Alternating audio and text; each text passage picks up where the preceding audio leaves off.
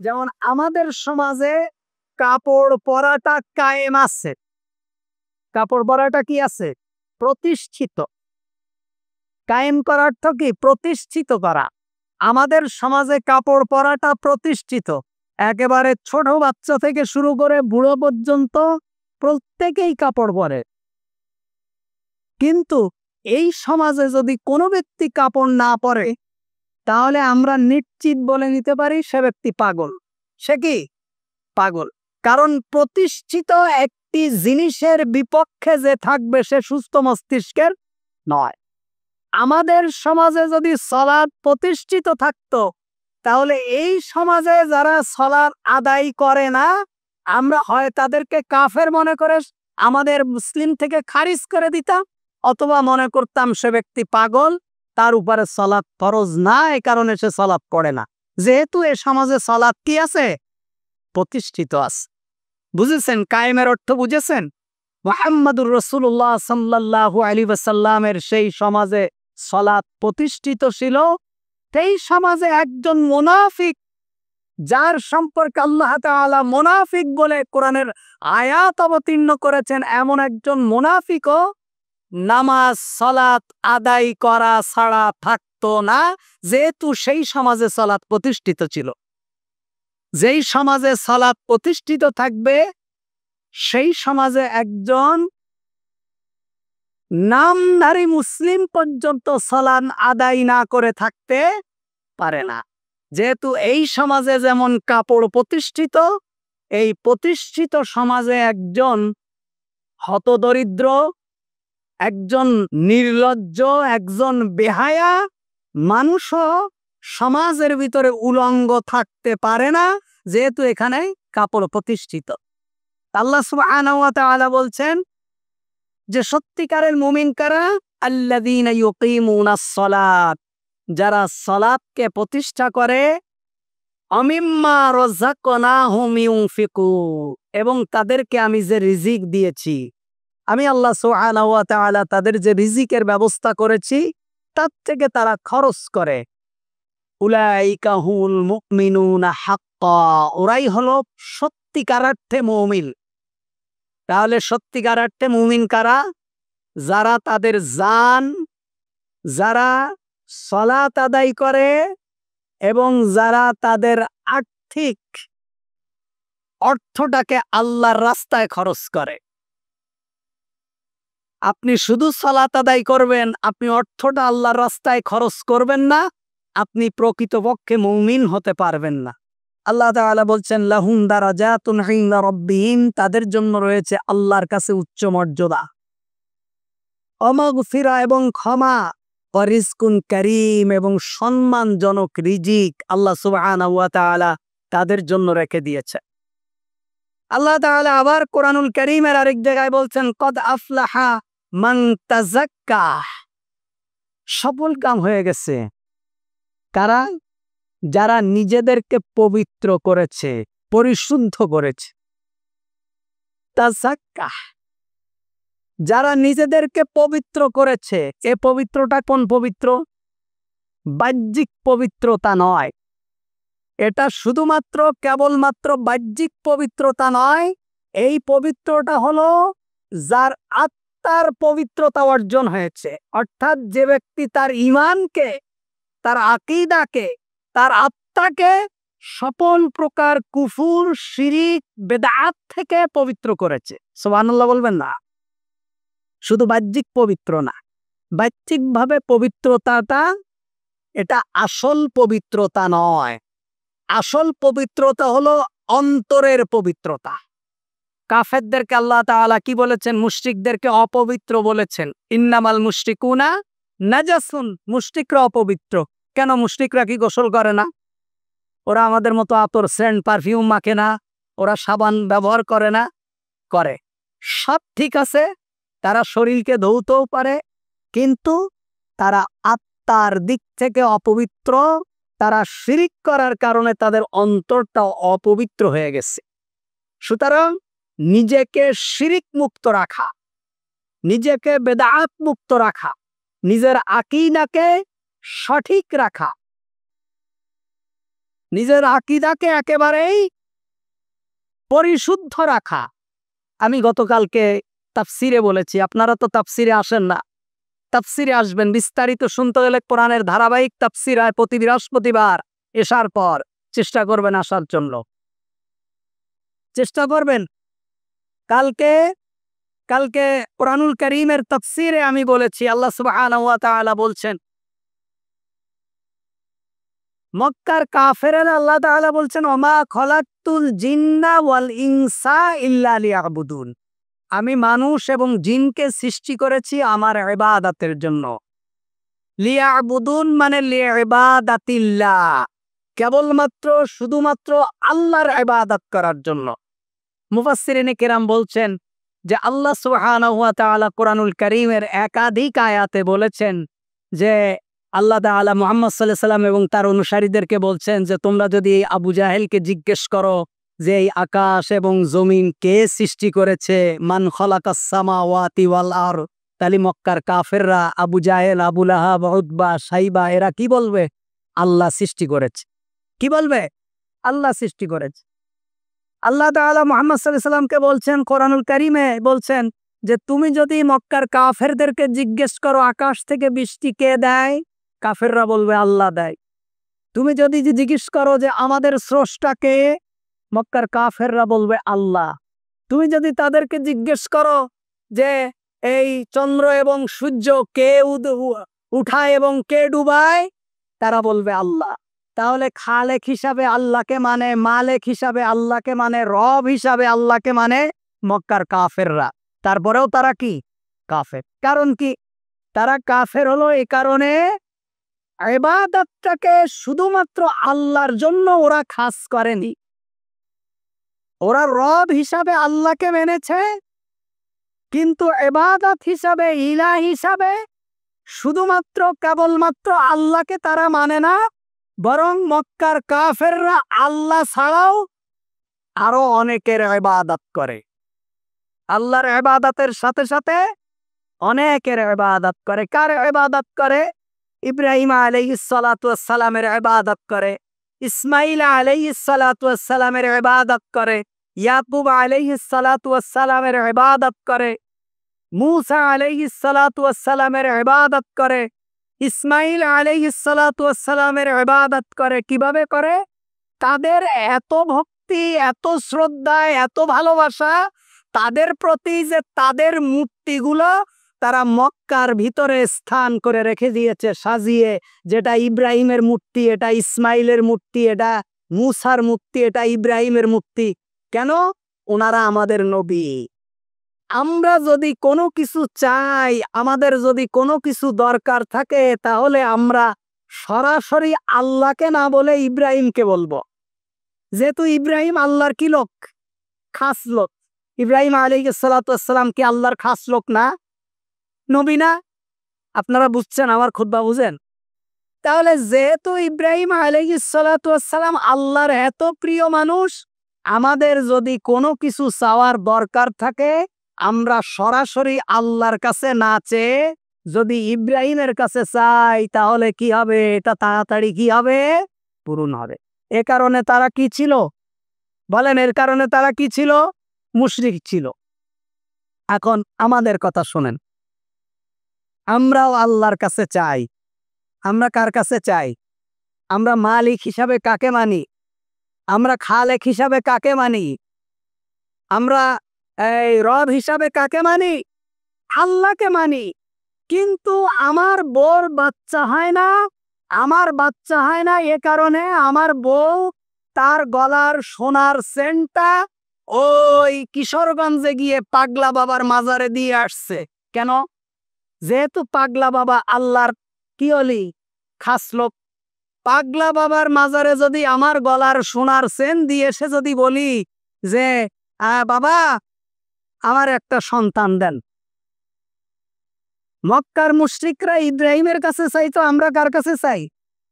পাগলা বাবার মাজারে চাই। মক্কার মুশরিকরা ইসমাইলের কাছে চাইতো, আমরা শাহজালালের কাছে চাই। মক্কার মুশরিকরা ইব্রাহিমের কাছে চাইতো, আমরা শাহপরানের কাছে চাই।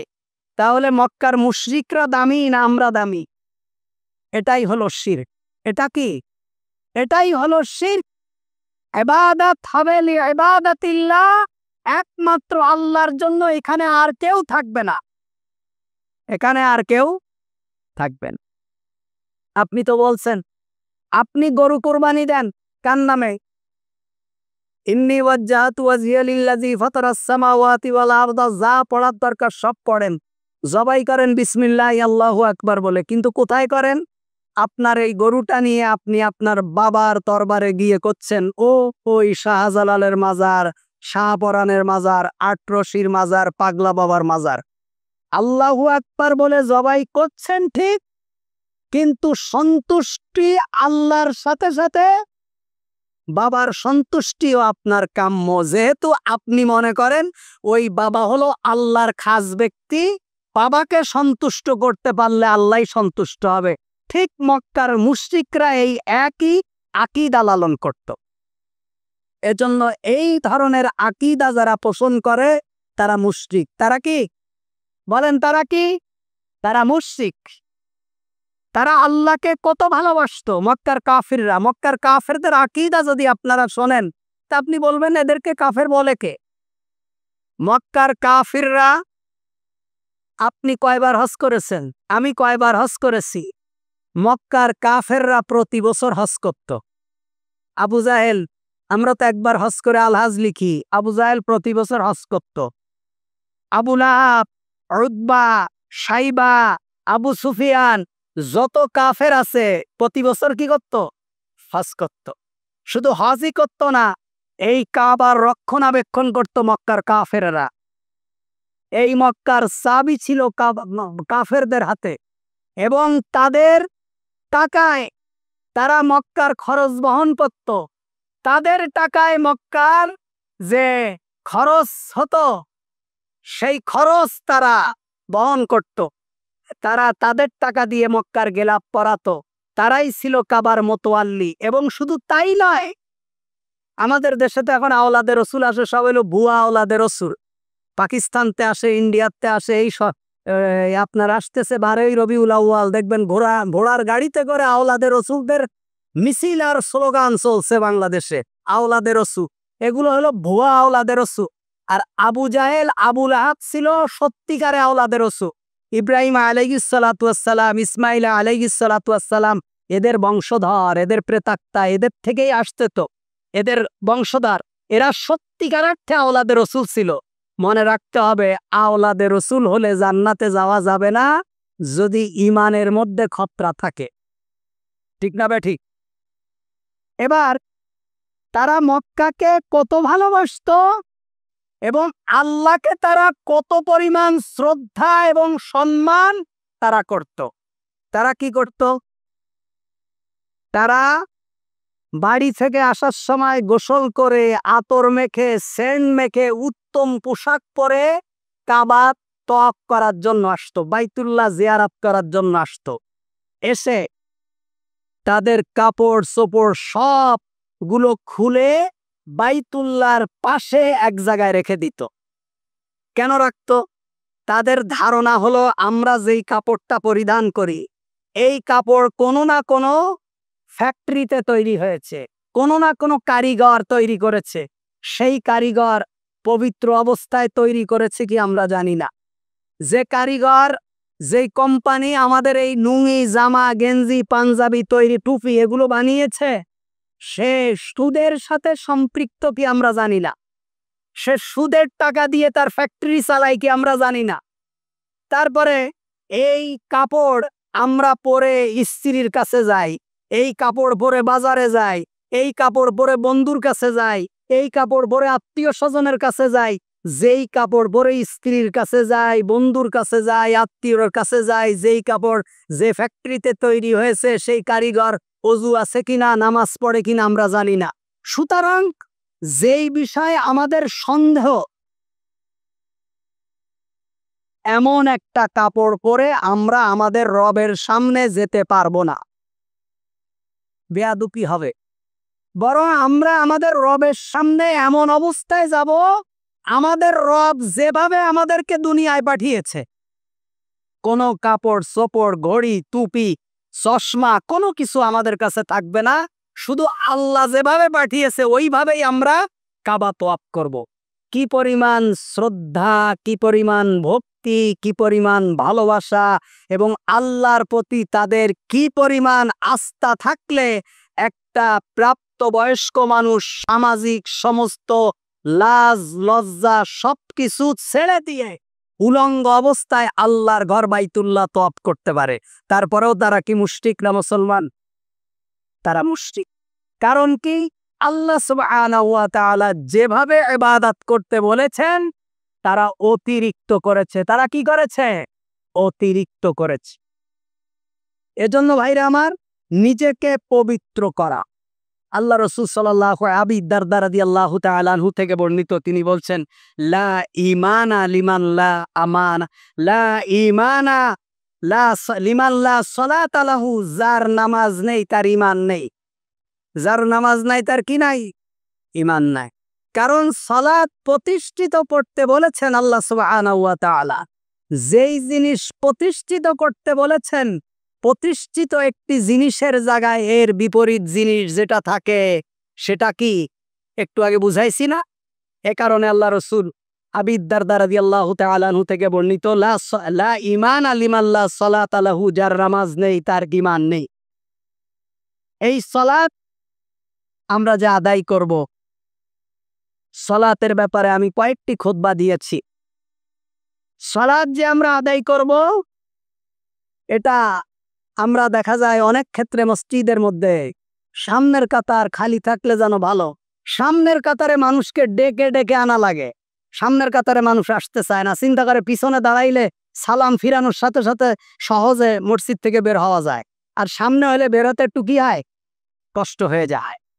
এজন্য সামনে কেউ দাঁড়াতে চায় না। আল্লাহ রাসূল সাল্লাল্লাহু আলাইহি ওয়াসাল্লাম বলছেন, আলা তাসুফুন কামা তাসুফুল মালাইকা। লম্বা হাদিস। আল্লাহ রাসূল সাল্লাল্লাহু আলাইহি ওয়াসাল্লাম বলছেন, তোমরা সেভাবে কাতার তৈরি করো যেভাবে ফেরেশতারা কাতার তৈরি করে। সাহাবীরা জিজ্ঞেস করলেন, ইয়া রাসূলুল্লাহ সাল্লাল্লাহু আলাইহি ওয়াসাল্লাম, ফেরেশতারা কিভাবে কাতার তৈরি করে? আল্লাহ রাসূল সাল্লাল্লাহু আলাইহি ওয়াসাল্লাম বললেন যে ফেরেশতারা প্রথমে প্রথম কাতার পূর্ণ করে দাঁড়ায়, প্রথমে প্রথম সারি পূর্ণ করে এবং মিশে মিশে দাঁড়ায়, লেগে লেগে দাঁড়ায়, লেগে লেগে দাঁড়ায়।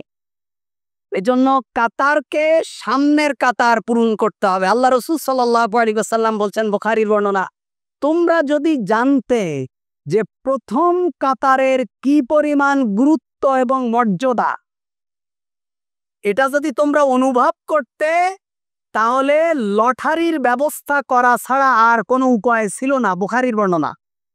তার মানে কি? তার মানে হলো মানুষ মারামারি করত প্রথম কাতারে যাওয়ার জন্য, তখন লটারির ব্যবস্থা করা হতো যে যার নাম উঠবে সেই কেবল প্রথম কাতারে দাঁড়াতে পারবে। সুবহানাল্লাহ। অথচ আমরা প্রথম কাতারে দাঁড়াতে চাই না, নামাজ ঠিকই পড়ি, একটুখানি পিছনের কাতারে দাঁড়ানোর কারণে আমরা সওয়াব থেকে কি হয়ে যাই? বঞ্চিত হয়ে যাই। আল্লাহ রাসূল বলছেন, পুরুষদের সামনের কাতার উত্তম, আর সব থেকে নিকৃষ্ট হলো পিছনের কাতার। পুরুষদের জন্য পিছনের কাতার নিকৃষ্ট, সামনের কাতার উত্তম। আমরা এসেই একদম পিছনে বসে যাই। আমাদের আরেকটা সমস্যা হলো, আমরা যেখানেই ফরজ পড়ি ওখানেই সুন্নাতের জন্য দাঁড়িয়ে যাই। না, ফরজ যেখানে পড়বো এখান থেকে একটু সরে সুন্নাতের নিয়ত করব। এটা যেন আমাদের মনে রাখে। আমরা একটু সরে নিয়ত করব, একটু নড়ে চড়ে নিয়ত করব। যেখানেই ফরজ পড়বো ওখানেই সুন্নাতের নিয়ত আমরা করব না, একটু নড়ে সরে আমরা সুন্নত পড়ার চেষ্টা করব। সালাত আমরা যে আদায় করব, এই সালাতের ব্যাপারে গত সপ্তাহেও বলেছিলাম কাতারের ব্যাপারে। কাতার যত সোজা হবে নামাজ তত সুন্দর হবে, নামাজের গুরুত্ব তত বাড়বে। নামাজের কাতার যত সোজা হবে, আমাদের অনেক জায়গায় দেখা যায়, অনেক মসজিদেই দেখা যায় একেবারে বিক্ষিপ্ত ভাবে যেমন তেমন ভাবে দাঁড়িয়ে গেছে, যার তারে নেই। আল্লাহ রাসূল সাল্লাল্লাহু আলাইহি ওয়াসাল্লাম কাতার পূজা করার ব্যাপারে খুব গুরুত্ব দিয়েছেন। আল্লাহ রাসূল সাল্লাল্লাহু আলাইহি ওয়াসাল্লাম যখন আকামাত হতো, আল্লাহ রাসূল সাল্লাল্লাহু আলাইহি ওয়াসাল্লাম ইউকবালু আলাইনা বিওয়াজহিহি, তার চেহারাকে আমাদের দিকে ফিরায় দিতেন। কাদের দিকে? মুসল্লিদের দিকে। যেহেতু রাসূলুল্লাহ ইমাম, আমাদের দিকে মানে কি? সাহাবীদের দিকে ফিরায় দিতেন। তারপরে তিনি বলতেন তারাসু ওয়াতাদিলু, এভাবে বলতেন আল্লাহ রাসূল সাল্লাল্লাহু আলাইহি ওয়াসাল্লাম। আরেকটি হাদিসে আছে যে রাসূল সাল্লাল্লাহু আলাইহি ওয়াসাল্লাম আকবালা আলাইনা রাসূলুল্লাহ সাল্লাল্লাহু আলাইহি ওয়াসাল্লাম বিওয়াজহি, রাসূল সাল্লাল্লাহু আলাইহি ওয়াসাল্লাম আমাদের দিকে চেহারা ফিরিয়ে দিতেন। ফাকাল আকিমুস সুফুফাকুম সালাসান, তিনবার বলতেন আকিমুস সুফুফাকুম, তোমাদের কাতারকে সোজা করো, কাতারকে কায়েম করো, কাতারকে স্ট্রেট করো, এভাবে কাতারকে প্রতিষ্ঠিত করো। তিনবার কমপক্ষে রাসূল করিম সাল্লাল্লাহু আলাইহি ওয়াসাল্লাম বলতেন। আমি গত সপ্তাহেও বলেছি, এ কথা মুয়াজ্জিন বলা বেদাত। কোন হাদিস দ্বারা, কোন সহিহ কিংবা জয়ীফ কোন হাদিস দ্বারা প্রমাণিত নয় যে কখনো কোন মুয়াজ্জিন রাসূলুল্লাহর জমানায় কিংবা সাহাবীদের জমানায় মুয়াজ্জিন বলতেন যে কাতার সোজা করেন, মিলে মিলে দাঁড়ান। এটা মুয়াজ্জিন বলবে না। এটা কে বলবে? খতিব, ইমাম বলবে। কোনদিন মুয়াজ্জিন এটা বলবে না। আকিমুস সুফুফাকুম, আরেকটা বর্ণনা এসেছে সুবু সুফুফাকুম ফাইন্না তাসবিয়াতাস সুবুহ মিন তামামিস সালাত। আল্লাহ রাসূল সাল্লাল্লাহু আলাইহি ওয়াসাল্লাম এভাবে বলতেন। এজন্য আরেকটি বর্ণনা এসেছে উসমান রাদিয়াল্লাহু তাআলা আনহু একজন প্রতিনিধি নিয়োগ দিতেন। উসমান রাদিয়াল্লাহু তাআলা আনহু ইসলামের তৃতীয় খলিফা, প্রতিনিধি নিয়োগ দিতেন। কেন? আকামত হয়ে যাওয়ার পর উনি লাইনে লাইনে হেঁটে হেঁটে মানুষদের কাতারকে সোজা করে দিতেন। কাতারকে কি করে দিতেন? সোজা করে দিতেন। প্রাইমারি স্কুলে যখন জাতীয় সঙ্গীত ছাত্ররা গায়, লাইন যখন দেয়, স্কুলে যখন টিওনো আসে, স্কুল ভিজিটে যখন আসে, তার আগে যখন তাদেরকে প্রস্তুত করে, দেখেন না বাচ্চাদের মাথা, পা, পোশাক, নখ একেবারেই সবগুলো সুন্দর থাকে।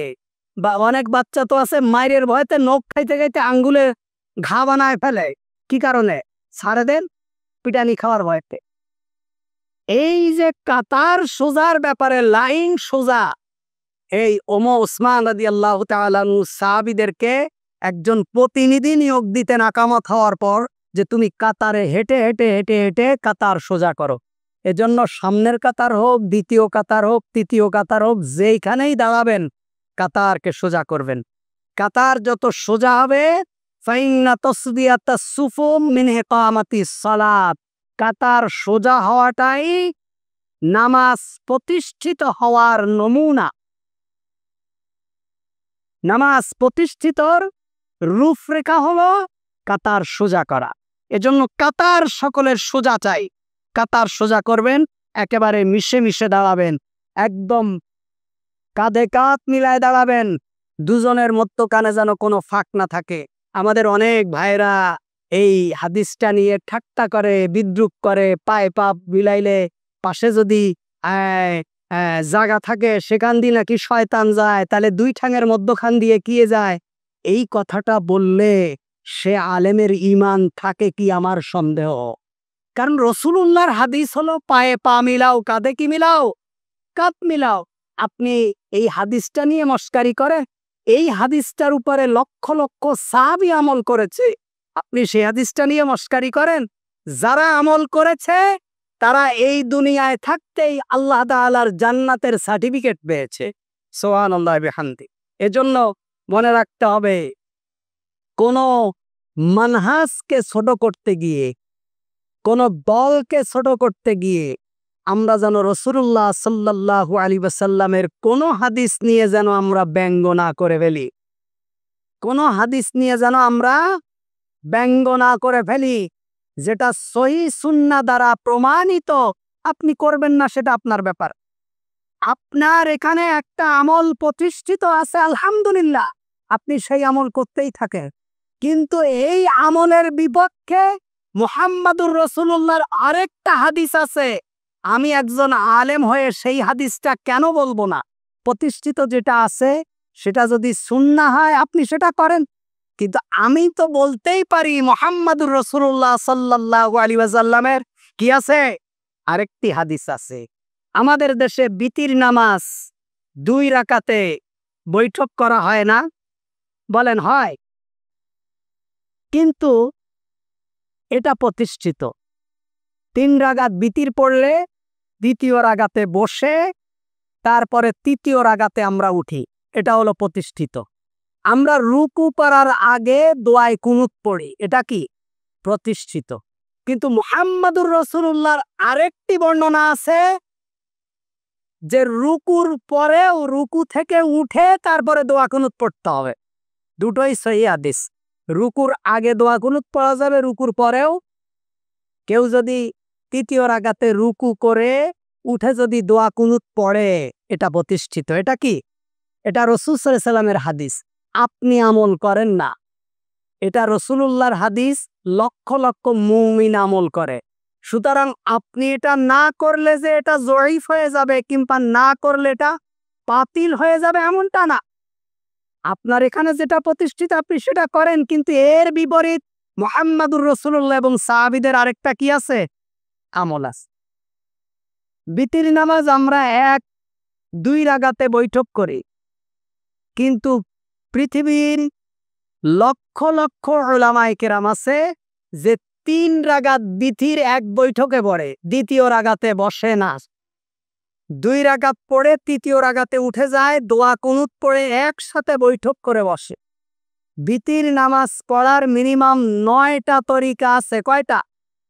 আমরা আহলুল হানাফ যারা অনুসরণ করি হানাফি মাযহাবের, আমরা একটা মানহাজের উপর প্রতিষ্ঠিত। এটাও সহিহ, এটা আমল করলে গায়রে সহিহ হবে এটা কেউ বলতে পারবে না, কিংবা সালাত হবে না এটাও না। কিন্তু এর বিপক্ষে মুহাম্মাদুর রাসূলুল্লাহ সাল্লাল্লাহু আলাইহি ওয়াসাল্লাম এবং সাহাবীদের আমল আছে।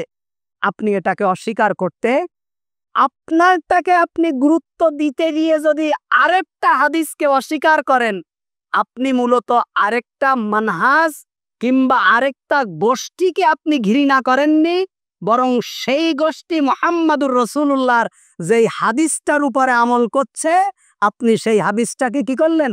অস্বীকার করলেন। আপনি মুনকিরিনে হাদিস হয়ে গেলেন। সুতরাং কথাবার্তা ভেবে চিনতে বলতে হবে। এটা ফিতনার সময় আমরা যে ব্যাপারে আমাদের কোনো জ্ঞান নেই, আমরা আলেমদের কাছ থেকে সে ব্যাপারে জ্ঞান নেব, কিন্তু কোনো ব্যাপারে আমরা কারো উপরে কোনো ধরনের মিথ্যা তহমাত দেব না। মনে রাখতে হবে। তারপরে রাসূল করিম সাল্লাল্লাহু আলাইহি ওয়াসাল্লাম কাতার সোজা করা এবং টাকনুর উপরে কাপড় উঠানো। টাকনুর নিচে কাপড় করা হারাম। আমাদের অনেক ভাইরা আছে প্যান্ট লম্বা বানায়, নামাজের সময় গোটো করে রাখে। তার মানে কি? নামাজের সময় হারাম আর অন্য সময় জায়েজ না। আপনি যদি মুমিন হন, আপনি যদি ঈমানদার হিসাবে কিয়ামতের দিন আল্লাহ সুবহানাহু ওয়া তাআলার সামনে দাঁড়াতে চান, আপনি যদি মুহাম্মাদুর রাসূলুল্লাহ সাল্লাল্লাহু আলাইহি ওয়াসাল্লামের দলের লোক হন, যেহেতু আপনি মরার পরে আপনাকে বলা হয় আলা মিল্লাতি রাসূলিল্লাহ, মানে আপনি রসুলের দলের লোক। কার দলের লোক?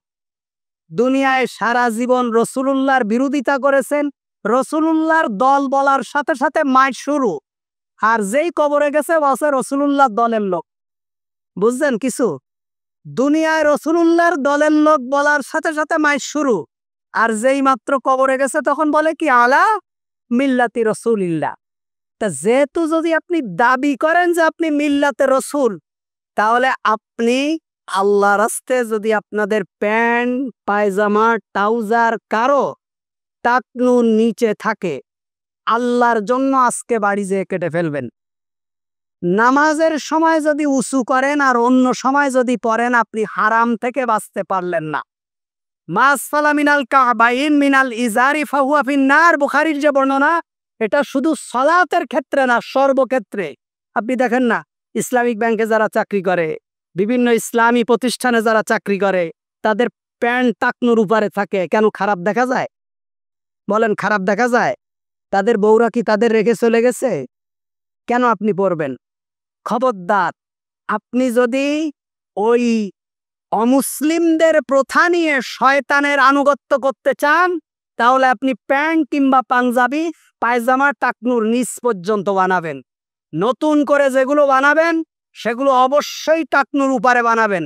আর যাদের এখন আছে আল্লাহর জন্য এগুলো বাড়িতে দিয়ে কেটে ফেলবেন। রাজি আছেন তো ইনশাআল্লাহ?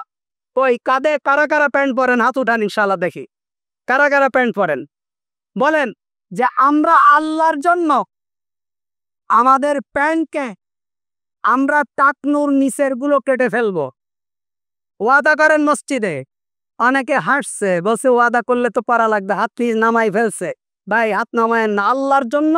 আপনি ইমানদার হওয়ার জন্য এটা সম্পূর্ণ হারাম। এটা কি?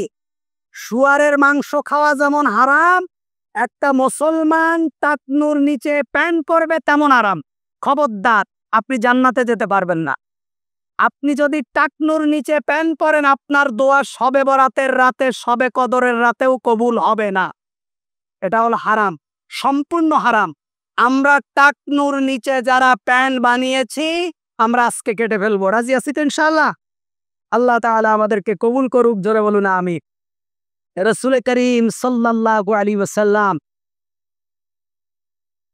বলছেন যে মান হাফাজা আলাইহা কানাত লাহু নূরুন, যে ব্যক্তি সালাতকে হেফাজত করবে, যে ব্যক্তি সালাতকে হেফাজত করবে তার জন্য আল্লাহর পক্ষ থেকে নূর আছে। কি আছে? নূর, আলো। এটা কোন আলো? কিয়ামতের দিন বান্দারা যখন পুল সিরাত পার হবে, আল্লাহ তাআলা কোরআনুল কারীমে বলেছেন তখন বিদ্ঘুট অন্ধকার থাকবে, কোনো আলো থাকবে না।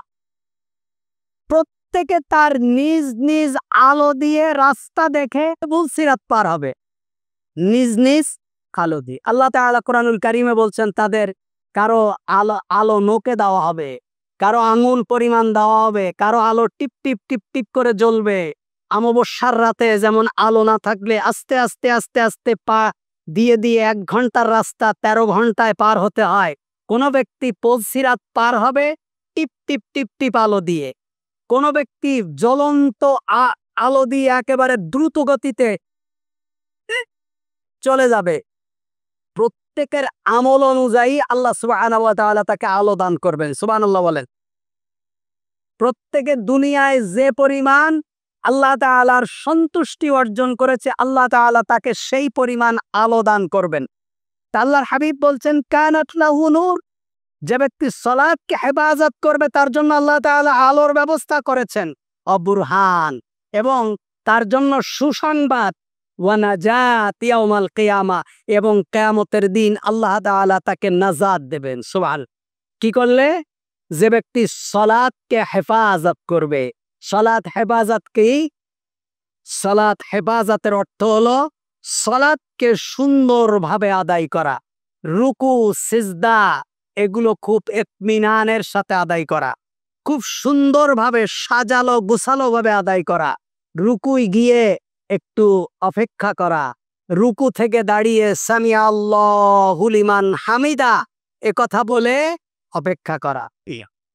আমাদের দেশের রুকু সিজদার যে ট্র্যাডিশন, এটা মসজিদগুলোতে খুব খারাপ, এবং সালাতের নামাজের সালাম ফিরানোর ক্ষেত্রে বিশেষ করে 100 মসজিদের ভিতরে 98টা মসজিদ